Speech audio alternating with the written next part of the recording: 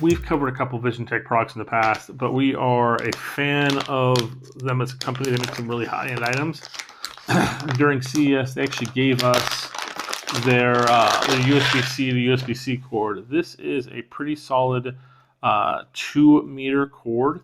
It has got really good depth and thickness to it to protect it with shielding, cutting, and damage like that. It's not your super thin cords, though, just be warned. It's got a really solid and strong built head on here. It feels very solid. It's not going anywhere. It's not pulling off, not ripping. The socket itself on there is really solid. And this is actually USB 3.2 Gen 2 version of the USB-C. So it's the most up-to-date version of it as well for power and data transfer. But for people who don't know, a 2-meter is a little over 6 feet.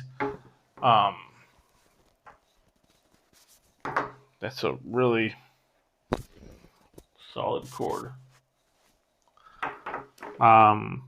Yeah, the ports look really well done.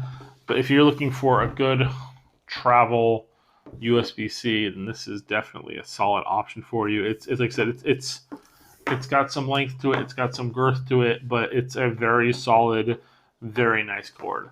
Well, hopefully found this helpful when looking at this item, and we'll see you guys next time.